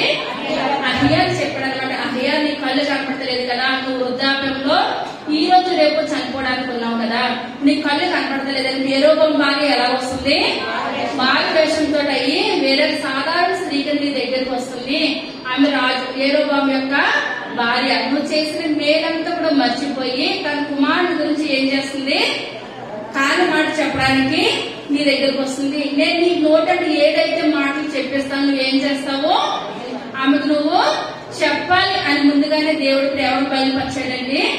అహియా బయలుపరిచాడు. కానీ యెరొబాము భార్య అనుకుంటుంది నేను ఏది చెప్తే ముసలైనా అది నమ్మేస్తాడు, అతనికి ఏమాత్రం కూడా కళ్ళు కనబడతలేదు కదా అని అనుకుంటుంది. కానీ ముందు దేవుడు బయలుపరచడని ఎవరికి తెలవట్లేదండి? యెరొబాము భార్యకు తెలవట్లేదు. తర్వాత లోపలికి రమ్ము, వచ్చుట ఎలా? ఆజ్ఞ ఆయను. నువ్వు వెళ్ళి యెరొబాముతో చెప్పవలసినదేమనగా, ఇశ్రాయేలు దేవుడైన యెహోవా ఈ ప్రకారం సెలవిచ్చుచున్నాడు, నేను నిన్ను జనులలో నుండి తీసి హెచ్చింపచేసి ఇశ్రాయేలు వారిని నా జనుల మీద నిన్ను అధికారిగా నియమించి దావీదు సంతతి వారి వద్ద నుండి రాజ్యమును తీసి నీకిచ్చి ఉండినను నా ఆజ్ఞలను గైకొని మనపూర్తిగా నేను అనుసరించి నా దృష్టికి ఏది అనుకూలమో దాన్ని మాత్రమే చేసిన నా సేవకుడైన దావీదు చేసినట్టు నీవు చేయక నీకంటే ముందుగా ఉండిన వారందరి కంటేను అధికముగా కీడు చేసి ఉన్నావు. నన్ను కొద్దిగా విసర్జించి ఇతర దేవతలను పోత విగ్రహములను పెట్టుకుని నాకు కోపం పుట్టించి ఉన్నావు. కాబట్టి యెరొబాము సంతతి వారి మీదకి నేను కీడు రప్పించుచు ఇశ్రాయేలు వారిలో అల్పులు గాని మనులు గాని లేకుండా మగవారినందరినీ యెరొబాము వంశంలో నిర్మూలన చేసి పెంట అంతయు పోగునట్లుగా ఒకడు అవతలకు దాన్ని ఊడ్చివేసినట్లు యెరొబాము సంతతిలో శేషించిన వారిని నేను ఊడ్చివేయుదును. చాలా ఇప్పుడు ఈమె మామూలుగా వచ్చేసి ఎప్పుడైతే కాలు చప్పుడు వినపడిందో ఈ ప్రవక్త ఏమంటున్నాడో, యెరొబాము భార్య నువ్వు లోపలికి రా, నీతో చాలా మాట్లాడమని దేవుడు నాకు బయలుపరిచాడు చెప్పడం ఏమనిపిస్తుందండి? చాలా భయం అనిపిస్తుంది. ఈ భయం ఎప్పుడు ఉండాలి? ఇంటి దగ్గర బయలుదేరినప్పుడే ఉండాలి. ఇప్పుడు భర్త ఏదో చెప్పినప్పుడు ఈ మనసు మారి దాగాన్ని ఏమనుకోవాలి? అయ్యా నా భర్త ఒకవేళ తిడతాడేమోనని నా భర్త మాట విన్నట్టు నటించాను, దైవజనుడి పాదాలు పట్టుకుంటూ నేను ఏం చేయాలి? నా భర్త చేసిందంతా కూడా ఆయన్ని క్షమించమని చెప్పి మా స్థితి ఏంటి, మా బ్రతికేంటి, దేవుడు మా పట్ల చేసిన మేలేంటి, ఇంకా మేము దైవజనులు మోసం చేసుకుంటూ రావడం ఏంటి, అసలు నా భర్త చెయ్యి ఎండిపోయింది, ఇప్పుడు దైవజనుడు ఒక మాట అంటే నా కుమారుడు జీవితము అతాకుతలం అయిపోతుంది కదా. ఆమెలో ఏం కలగాలండి? భయం కలగాలి, మార్పు కలగాలి, పశ్చాత్తాపం పడాలి. కానీ పశ్చాత్తాపం గాని మార్పు గాని ఎంత మాత్రం కూడా ఎవరిలో లేదండి? యెరొబాము భార్యలో ఎంత మాత్రం కూడా మార్పు లేదనమాట.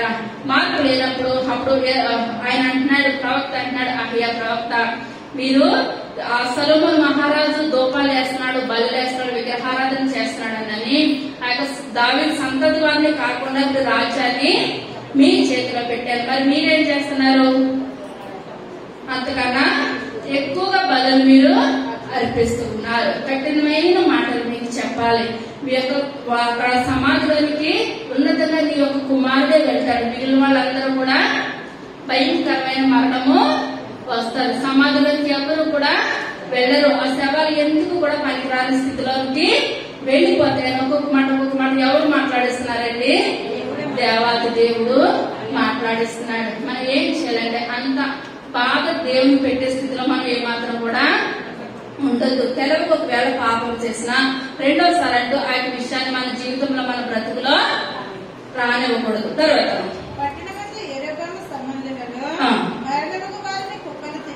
కుక్కలు తినను, బయట భూమిలో మరణముకు వారిని ఆకాశ పక్షులు తినను.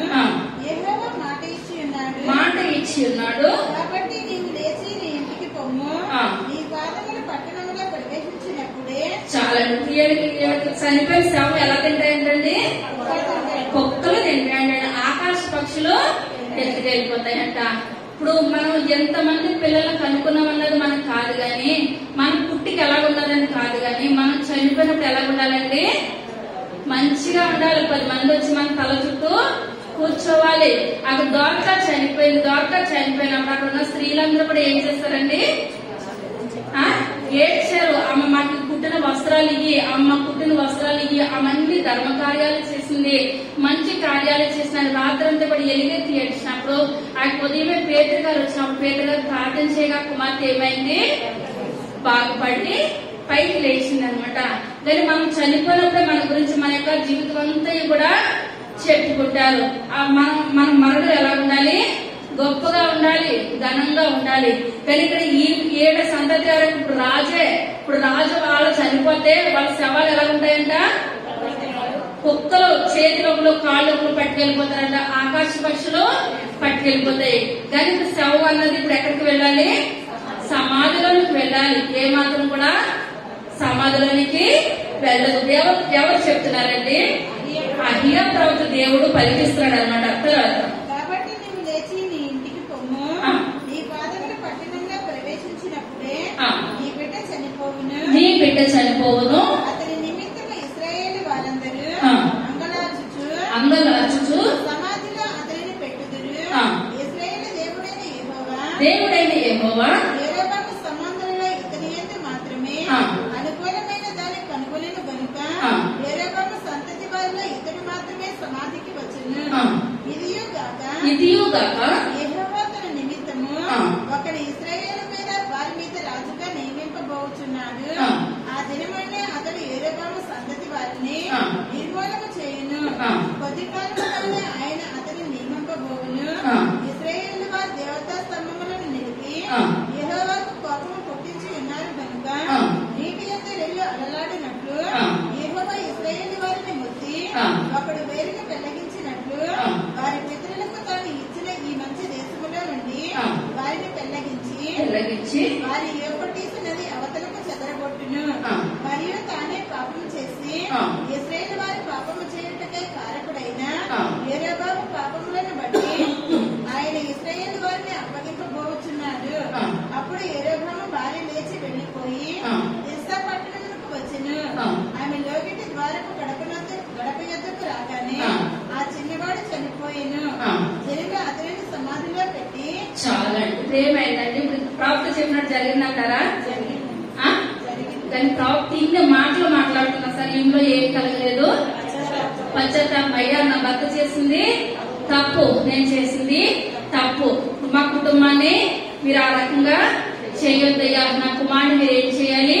బ్రతికించాలి. ఎందుకు పనికిరాని జీవితం, మా జీవితాన్ని మీరు ఈ స్థితిలో పెట్టారు. మీరు ఆ నోటు కూడా ఆశీర్వదిస్తే మా కుటుంబం ఏమైపోయింది? ఆశీర్వదించబడింది. నా భర్త 10 గోత్రాల మీద రాజులయ్యాడు. మీరు మాట ఒక్కసారి దయతలిచండి అయ్యా, దేవుని సన్నిధిలో ప్రార్థన చేయండి. నేను చేసిన తప్పని ఇప్పుడు ఏం చేయాలి? ప్రవక్త యొక్క పాదాలు పట్టుకోవాలి, దేవుని యొక్క పాదాలు పట్టుకోవాలి. కానీ ఆయన ఏది చెప్తే అది ఆలోచించి ఇప్పుడు ఏం చేస్తుందండి? బయటకు వచ్చేసింది. ఎప్పుడైతే తన ఇంటికి దరిదాపు వస్తే తన పట్టణంలో ప్రవేశించిందో ఏమైంది? కుమారుడు చనిపోయాడన్న వార్త ఆమెకు వచ్చింది అనమాట. దేవుడు అంటున్నాడు ఆ ప్రవక్త ద్వారా, మళ్ళా నీ యొక్క భర్తనే రాజ్యంలో నుంచి బయటకు తీసేసి వేరొకరిని అక్కడ నిలబెట్టుకుంటున్నాను. కానీ మన జీవితాల్లో కూడా, మన బ్రతుకులో కూడా సంవత్సరం వెంబడి సంవత్సరము, దినం వెంబడి దినము మన జీవితంలో వస్తుంది. మనం దేవుడి దగ్గరగా జీవిస్తున్నామా, దూరంగా జీవిస్తున్నామా? మనం ఏం చేయాలండి? పరీక్ష చేసుకోవాలి. మనం రోజు రోజుకి దేవునికి సమయము ఎక్కువగా ఇవ్వాలి. దేవునికి దగ్గరగా మనం జీవించాలి. కానీ లోకానికి దగ్గరగా జీవిస్తున్నాము, దేవునికి దూరంగా జీవిస్తున్నాం. కానీ వీళ్ళ ఉన్నతమైన స్థితికి వచ్చాక తన భర్త రాజు అయిన తర్వాత వాళ్ళిద్దరు కలిసి ప్రార్థన చేసింది లేదు, బిడ్డలకి దేవుని గురించి చెప్పింది లేదు. ఇక్కడ ప్రవక్త గురించి ఇప్పుడు వాళ్ళ జీవితంలో మాట విషయంలో కూడా వచ్చిన రోజే లేదు. ఇప్పుడు కుమారుడికి బాగోలేదు కనుక పలానా చోట పలానా ప్రవక్త ఉన్నాడని చెప్పాడు. కానీ ఏనాడైనా తన దగ్గరకు వచ్చి కృతజ్ఞత చెప్పే విషయం ఉందండి? ఏ మాత్రం కూడా, ఎంత మాత్రం కూడా లేనే లేదు. కనుక దేవుడు అస్తమాన్ని క్షమిస్తాడా? ఏ మాత్రం కూడా క్షమించే దేవుడు అయితే కానే కాదు. కానీ పట్టణం దగ్గరికి వచ్చిన కుమారుడు చనిపోయాడు. ఆ రాజ్యము అతలాకుతలం అయిపోయింది. మన కుటుంబం కూడా ప్రార్థనలో మనం ఏం చేయాలండి? గట్టిగా మనం దేవుని సన్నిధిని పట్టుకోవాలి. ప్రభా, నా కుటుంబాన్ని ఆశీర్వదించండి అయ్యా, మీకు నాకు ఏమైనా అడ్డుగోడు ఉన్నట్లయితే అడ్డుగోడనే తొలగించండి అయ్యా. ఒకనొక జీవితంలో నా కుటుంబంలో ఏది లేని జీవితం, ఎందుకు పనికిరాని స్థితి, ఈ యొక్క దినాన్ని మా కుటుంబం ఈ విధంగా ఉందండి. కేవలము మీ కృపనైనా దేవుడు చేసిన మేలు మన నిత్యము కూడా దినదినము జ్ఞాపకము చేసుకుంటూనే ఉండాలి. అలాగే రాజు అయిన తర్వాత జ్ఞాపకం చేసుకోవాలని ఒక్కొక్కరు చూసుకుందాము. మొదటి సమూయేలు గ్రంథము 28వ అధ్యాయము 5వ వచనం. సౌలు ఫిలిష్తీయుల దండును చూసి మనస్సులోకి భయకంపము నుండి యెహోవా యొద్ద విచారణ చేయగా యెహోవా స్వప్నము ద్వారానైనను ఊరిము ద్వారానైనను ప్రవక్తల ద్వారానైనను ఏమీ సెలవీయకుండెను. అప్పుడు సౌలు, నా కొరకు మీరు కన్న పిశాచము గల యొక్క స్త్రీని కనుగొని నేను పోయి దాని చేత విచారణ చేతునని తన సేవకులకు ఆజ్ఞయ్యగా వారి చిత్తము ఎందరిలో కన్న పిశాచము గల ఒకటి ఉన్నదని అతనితో చెప్పిరి. కాబట్టి సౌలు మారువేషము ధరించి వేరు బట్టలు తొడుగుకొని 2 మనుషుల వెంట పెట్టుకుని పోయి రాత్రి వేళ ఆ స్త్రీ ఎదుకు వచ్చి కన్న పిశాచము ద్వారా నాకు శకునము చెప్పి నాతో మాట్లాడుటకై నేను నీతో చెప్పువాని రప్పించుమని కోరగా ఆ స్త్రీ ఇదిగో సౌలు చేయించినది నీకు తెలిసినది కాదా? కన్న పిశాచము గలవారిని చిల్లంగి వారిని అతని దేశంలో ఉండకుండా నిర్మూలన చేస్తును కదా. నీవు నా ప్రాణము కొరకు గురియొగ్గి నాకు మరణమైన రప్పించువు అని అతనితో అనెను. అందుకు సౌలు, యెహోవా జీవముతోడు దీనిని బట్టి నీకు శిక్ష ఎంత మాత్రమే రాదని యెహోవా నామమున ప్రమాణం చేయగా ఆ స్త్రీ నీతో మాట్లాడుటకే నేనెవరిని రప్పింపగలనని అడుగగా అతడు సమూయేలుని రప్పింపగలనెను. ఆ స్త్రీ సమూయేలుని చూచినప్పుడు బిగ్గరగా కేక వేసి, నీవు సౌలువే, నీవు నన్నెందుకు మోసపుచ్చుకొని సౌలుతో చెప్పగా రాజు నీవు భయపడవద్దు, నీకు ఏమి కనబడలేదని ఆమె అడుగగా ఆమె దేవతలలో ఒకడు భూమిలో నుండి పైకి వచ్చుగా నేను చూచుచున్నానెను. చాలా ఇక్కడ చూస్తున్నట్లయితే సౌలు ఏం చేస్తాడండి, కర్ణ పిశాచం చెప్పేవాళ్ళని సోది చెప్పేవాళ్ళందరినీ కూడా చంపించాలని ఆజ్ఞ ఇచ్చాడు. ఆజ్ఞ ఇచ్చిన పిలిస్తే ఇప్పుడు యుద్ధానికి వస్తున్నారు. యుద్ధానికి వస్తున్నప్పుడు రాజు ఏంటంటే ఏ యుద్ధానికి వెళ్ళినా సరే వాళ్ళు దేవుని బిడ్డలైతే ప్రవక్తల ద్వారా తెలియజేయించుకుంటారు, ప్రార్థన చేయించుకుంటారు. లేకపోతే సోది చెప్పించుకొని వాళ్ళ దేశం మీద మేము యుద్ధానికి వెళ్తున్నాము, గెలుస్తామా గెలమా. ఇప్పుడు సెల్ ఫోన్ చూసినట్లయితే ఇప్పుడు ఓట్లు ఎలక్షన్ అయింది కదండి, ఏం చెప్తున్నారు, ఈ పార్టీ వస్తుంది ఆ పార్టీ వస్తుందని చెప్తున్నారు అనమాట. ఎందువల్లనంటే ఇప్పుడు ఇక్కడ చూసుకున్నట్లయితే ప్రతిదీ కూడా వాళ్ళకి పరిపాలన మీద ఇష్టం అనమాట. మేమే రావాలి అన్న ఒక ఆశ వాళ్ళకు ఉంటుంది. ఇక్కడ చూసినట్లయితే సౌలు ఊర్యం ద్వారా ఎలా కూడా జవాబు రావట్లేదు. దేవుడి ప్రతిని ఏమైపోయాడు, దూరంగా వెళ్ళిపోయాడు. ఒకప్పుడు దేవుడి సన్నిధానానికి సమూయేలు దగ్గరికి ఎలా వచ్చాడండి, గాడిదలు పోనీయాలని వచ్చినప్పుడు ఆ ప్రవక్త దగ్గరికి వెళ్ళాడు. పలా చోట ప్రవక్త ఉన్నాడు, ఆయన ఏంటి చెప్తే అది జరుగుతుందని చెప్పినప్పుడు ఆ పనివాడిని తీసుకొని ఆ సమూయేలు దగ్గరికి వెళ్ళినప్పుడు సమూయేలు ఏం చేస్తాడండి, సౌలుకి నువ్వు రాజు కింద రాజు అవుతావు, నీకు పట్టాభిషేకం చేస్తారని చెప్పినప్పుడు ఇప్పుడు సౌలు కూడా ఏది లేని స్థితిలో గాడిదలు పోని అనుకుంటా వచ్చిన ఆ సౌలు జీవితం ఏమైంది, రాజు కింద అయ్యాడు. ఇప్పుడు రాజు కింద అయ్యి దాని నుంచి బెయేర్షెబా వరకు కూడా సౌలే పరిపాలించిన మొట్టమొదటి రాజు సౌలు అనమాట. 12 గోత్రాలు ఆయనే పరిపాలన చేశాడు. ఇప్పుడు సౌలు తర్వాత ఎవరు పరిపాలన చేస్తారండి, దావీదు కూడా 40 సంవత్సరాలు పరిపాలన చేశాడు. దావీదు తర్వాత సొలొమోను కూడా 40 సంవత్సరాలు పరిపాలన చేశాడు. ఇప్పుడు ఇంత గొప్ప ప్రవక్త ఉన్నదప్పుడు ఇప్పుడు ఇక్కడ సౌలు సమూయేలు దగ్గరగా జీవించాలా, ప్రతిదీ కూడా ఆయన చెప్పినట్లు చెయ్యాలి. నా స్థితి ఏంటి, నా బ్రతికేంటి, బెన్యామీను గోత్రం కదా, బెన్యామీను గోత్రం వాళ్ళని నాకు రాజు కింద పట్టాభిషేకం చేసావు, నేను రాజు స్థానంలో నేను వచ్చాను కనుక నమ్మకం ఉండాలి, యథార్థంగా ఉండాలని ఎవరికి తెలవాలండి, సౌలుకి తెలవాలి. రాను సౌలుకి సమూయేలుకి సౌలు దూరంగా జీవించాడు, దేవునికి దూరంగా జీవించాడు. ఇప్పుడు కష్టమైన పరిస్థితి వచ్చింది, యుద్ధానికి వెళ్ళాలి. అప్పుడు ప్రార్థన చేస్తున్నాడు. ప్రార్థన చేసిన దేవుడు ఏమాత్రం కూడా జవాబు చెప్పట్లేదు. ఇప్పుడు వాళ్ళ దగ్గరికి వెళ్తున్నాడు, వీళ్ళ దగ్గరికి వెళ్తున్నాడు, ప్రవక్తల ద్వారా గాని కళల ద్వారా గాని ఏమాత్రం కూడా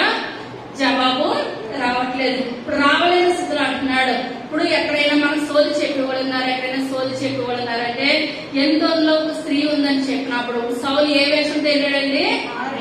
మార్గశిర వెళ్ళాల్సిన అవసరం ఏంటి? ఏదైనా వాళ్ళు తీసుకున్న నిర్ణయం తప్పు అన్నప్పుడు వాళ్ళ జీవితాలు ఎలా ఉంటాయండి? తప్పుడు మార్గంలో యెరొబెయాము భార్యలాగా వెళ్ళిందా? రాజు భార్యలాగా వెళ్ళిందా? వెళ్ళలేదు. ఎందువల్లంటే ముందు నుంచి ప్రవక్తకి వీళ్ళకి సంబంధం ఉంటే ఎలా వెళ్తారు? రాజు భార్యలాగే వెళ్లేవారు. ఎందువల్లంటే ఉన్నతమైన స్థానానికి ఎప్పుడైతే వెళ్లారో వాళ్ళు మర్చిపోతున్నారు కనుక ఇప్పుడు మళ్ళీ వాళ్ళ అవసరం పడిందనేటప్పుడు వీళ్ళ జీవితాలు ఎలా ఉంటున్నాయి? మార్గవేషంతో వెళ్తున్నారు, డైరెక్ట్ గా వెళ్ళలేకపోతే. సౌలు కూడా డైరెక్ట్ గా వెళ్ళలేకపోతున్నాడు. అదే సమూయేలునే సమూయేలు ఉన్నంతసేపు కూడా సమూయేలు ఏది చెప్తే ఆ రీతిగా ఇతను పరిపాలన చేసినట్లయితే ఆ రాజ్యం దావీదుకు వెళ్తుందా? వెళ్ళదు. ఏమాత్రం కూడా వెళ్ళదు. ఏడుపుతమే ఆశీర్వదించబడ్డు. కానీ రాజు అయిన తర్వాత ఎవరికి దూరంగా జీవించాడని సౌలు? దేవుడికి దూరంగా జీవించాడు. దేవుడికి దూరం అయిపోయాడు కనుక ఆ స్థానం ఎవరికి వచ్చింది? దావీదుకి ఆ స్థానము వచ్చింది. వచ్చినప్పుడు అప్పుడు ఆ ముసలాం దగ్గరికి వచ్చారు. వచ్చినప్పుడు ఈ మంటుంది ఏమని? ఈ విషయం సౌలుకు తెలిసినట్లయితే నన్ను చంపేస్తాడు, ఎదుర్కొన్నది సౌలు అని తెలవలేదనమాట. మార్గవేషంతో వచ్చింది. అప్పుడు సౌలు అంటాడు, సౌలుకి ఏమాత్రం కూడా తెలవదు. నువ్వు పలానా ఆయన్ని మీరు లేపాలని చెప్పినప్పుడు ఎవరు లేపాలన్నప్పుడు సమూయేలు నువ్వు ఏం చేయాలి? పైకి లేపాలని చెప్పినప్పుడు ఈ యొక్క స్త్రీ ఏం చేసిందండి? సమూయేలుని పైకి లేపింది. ఆయన అప్పుడు ఈయన అంటున్నాడు, సౌలు అంటున్నాడు, ఎవరు బయటకు వస్తున్నారంటే ఒక ముసలాయన బయటకు వస్తున్నాడు అని చెప్తుంది. ఆ ముసలాయన ఏ రకంగా ఉన్నాడంటే దుప్పటి కప్పుకొని పైకి వస్తున్నాడని చెప్పినప్పుడు సౌలు అంటున్నాడు, ఆయన సమూయేలే. మరి ఆయన సమూయేలని తెలుసు, దేవుడికి ఆయన దగ్గరగా జీవించడని తెలుసు, అతను ఏది చెప్తే జరుగుతుందని తెలుసు. జరుగుతుందని తెలిసినప్పుడు తను రాజు అయినప్పుడు ఎవరితో సాంగత్యం ఉండాలి? సమూయేలుతో ఉండాలి. కానీ సమూయేలు సాంగత్యం జీవించాడా? ఏమాత్రం కూడా జీవించలేదు. కానీ ఈ లోకంలో మనం ఎవరితో జీవించాలండి? దేవునితో జీవించాలి. కానీ దేవునితో కాకుండా మన జీవితంలో సెల్ ఫోన్ తోటే గడిచిపోతుంది. సాతానుతో మన జీవితం అంతా వెళ్ళిపోతుంది. ఆ రకంగా అయితే మనకు సంతోషం ఉన్నప్పుడు సెల్ ఫోన్ లోకి మన దేవుడికి దూరంగా వెళ్ళిపోతున్నాము. మనకు కష్టం వచ్చినప్పుడు దేవుడు మనకు దగ్గరగా రావాలంటే జరిగే పనా? ఏమాత్రం కూడా కాని పని. తర్వాత అందుకు అతడు ఏ రూపముగా ఉన్నాడని దానిని అడిగినందుకు అది దుప్పటి కప్పుకున్న ముసలివాడొకడు పైకి వచ్చుచున్నాడనగా సౌలు అతడు సమూయేలని తెలుసుకొని సాగిలపడి నమస్కారం చేశాను. సమూయేలు నన్ను పైకి రమ్మని నీవెందుకు తొందర పెట్టితివని సౌలును అడగగా సౌలు నేను బహుశ్రమలో ఉన్నాను, ఫిలిష్తీయులు నా మీదకి యుద్ధములకు రాగా దేవుడు నన్ను ఎడబాసి ప్రవక్తల ద్వారా నైనను స్వప్నముల ద్వారా నైనను నీకేమీ సెలవేకి ఉన్నాడు. కాబట్టి నేను చేయవలసిన దానిని నాతో తెలియజెప్పుటకై నిన్ను పిలిపించుదునెను. అందుకు సమూయేలు యెహోవా నిన్ను ఎడబాసి నీకు పగవాడు కాగా నన్ను అడుగుట వల్ల ప్రయోజనమేమి? యెహోవా తన మాట తన పక్షముగానే నెరవేర్చుచున్నాడు. నా ద్వారా ఆయన సెలవిచ్చి ఉన్నట్లు నీ చేతి నుండి రాజ్యమును తీసివేసి నీ పొరుగువాడైన దావీదునకు దాన్ని ఇచ్చి ఉన్నాడు. యెహోవా ఆజ్ఞకు నీకు లోబడక అమలేకీయుల విషయములో ఆయన తీక్ష్ణమైన కోపము నెరవేర్చకపోయినా దానిని బట్టి యెహోవా నీకు ఈవేళ ఈ ప్రకారముగా చేయుచున్నాడు. యెహోవా నిన్నును ఇశ్రాయేలీయులను ఫిలిష్తీయుల చేతికి అప్పగించును. యెహోవా ఇశ్రాయేలు దండును ఫిలిష్తీయుల చేతికి అప్పగించును. రేపు నీకును నీ కుమారులను నాతో కూడా ఉందురు అని సౌలుతో చెప్పగా చాలండి. సౌలు ఏమని చెప్పాడు? సమూయేలు ఏమని చెప్పాడండి? దేవుడు చెప్పినట్లు రేపు టయానికి నువ్వు చనిపోతావు, నీ కుమారుడు చనిపోతాడు. ఇప్పుడు ఇంత ప్రాణాపాయ స్థితిలోకి వచ్చేటప్పటికి పశ్చాత్తాపం పడితే దేవుడు ఏమైనా మనసు మార్చుకుంటాడా? 40 సంవత్సరాలు పరిపాలన చేసినంతసేపు కూడా దేవుడు గుర్తుకు రాలేదు. దేవుడు చేసిన కార్యాలు గుర్తుకు రాలేదు. నేను గాడిదలు ఎదగడానికి వెళ్తే దేవుడు నన్ను స్థితిలో పెట్టాడన్న మాటే గుర్తుకు రాలేదు. అన్ని అయిపోయిన తర్వాత సమూయేలు అంటున్నాడు ప్రేమని, రేపు ఇదే టయానికి నువ్వు నీ కుమారుడు సమాధిలోనికి వచ్చేస్తారు. దేవుడు క్షమించాడండి? ఏమాత్రం కూడా క్షమించలేదు. అక్కడ యెరొబెయాము భార్యని క్షమించి తన కుమారుని బ్రతికించాడా? ఏమాత్రం కూడా బ్రతికించలేదు. మనకి ఇదే అనుకూల సమయము, ఇదే రక్షణ దినము. మనకి 2 కాళ్ళు 2 చేతులు బాగున్నప్పుడు దేవుని సన్నిధానానికి రాము అంటాం అమ్మ 3 అంతస్తులు ఉందని పైకి ఏమాత్రం కూడా ఎక్కలేము, లేకపోతే వచ్చేది అంటాం. ఆ కాలు చేయ టపిక్తిని పడిపోయినప్పుడు మామూలుగా ఉంటే వచ్చేది అంటే ఇప్పుడు నేను ఏం చేయను, రాలేను. మనం మంచిగా ఉందో నువ్వేం చేస్తావు, రాగలిగావా? సాకులు చెప్తాం. మన మాటలు దేవుడు ఆలోచించే దేవుడు ఎంత మాత్రం కూడా కాదు. మనం ఏం చేయాలి నాయన, మనకు ముందు నుంచి కూడా దేవుడు అని తెలుసు, దేవుడి మాటలు తెలుసు. మన వారం మంచిగా మనం దేవుడి సన్నిధానికి వచ్చి దేవుడి మాటలు ఆలకిస్తే మన దేవుడు ఆ స్థితికి వెళ్ళనిచ్చే దేవుడు అయితే కాదు. ఆ 2 చేతులు దగ్గరికి రాలేనప్పుడు చప్పట్లు పట్టాలని అనుకుంటాము, నోరు బాగలేనప్పుడు పాటలు పాడాలని అనుకుంటాము, కాళ్ళు బాగలేనప్పుడు నడిచి దేవుని సన్నిధానానికి రావాలనుకుంటాం. అన్ని బాగున్నప్పుడు దేవుణ్ణి మర్చిపోతాం. కానీ మనం అన్ని బాగున్నప్పుడు దేవుడికి దూరంగా ఉండి మనకి ఏది బాధన వేసయ్యా నువ్వు నా దగ్గరికి వచ్చేయాలంటే దేవుడు వాళ్ళ దగ్గరికి వచ్చేస్తాడండి. యెరోబాము భార్య కుమారుని బ్రతికించాడా? సౌలుని తన కుమారుని బ్రతికించాడా? ఏమాత్రం కూడా కాని పని. దీపం ఉండగానే ఇల్లు చక్క పెట్టుకోవాలి. మనకి అన్ని బాగున్నప్పుడు మనం ఏం చేయాలి, దేవుని సన్నదానికి పెందలకడే మనం వచ్చి పెందలకడ దేవుని ద్వారా దీవెనలు పొందుకోవాలి. ఒక చిన్న మాటలు దేవుడి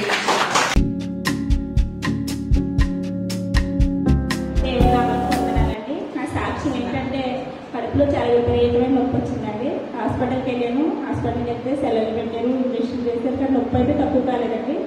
స్కానింగ్ రిపోర్ట్ రాశారండి డాక్టర్ గారు. స్కానింగ్ తీపించుకున్నాం. అయితే అక్కడ పొద్దు కడుపులో నీరు ఉందని చెప్పారు. అయితే నేను పాస్టర్ గారి దగ్గరికి వచ్చి ప్రార్థన చేయించుకున్నాను. ప్రార్థన చేయించుకున్నాక పాస్టర్ గారు ప్రార్థన చేశారండి. ఆ ఇంజక్షన్కి టాబ్లెట్కి అయితే తక్కువ కాలేదని పాస్టర్ గారు ప్రార్థన చేయగానే నొప్పి అయితే చాలా తక్కువైందండి. మళ్ళీ ఒకసారి స్కానింగ్ తీపించుకుంటే పొద్దు కడుపులో నీరు ఏం లేదండి, నార్మల్ ఇప్పటి వచ్చింది. చిన్న సాక్షి లేదు. అందరూ పైకి వేసుకుందాం, చిన్న ప్రార్థన చేస్తాం.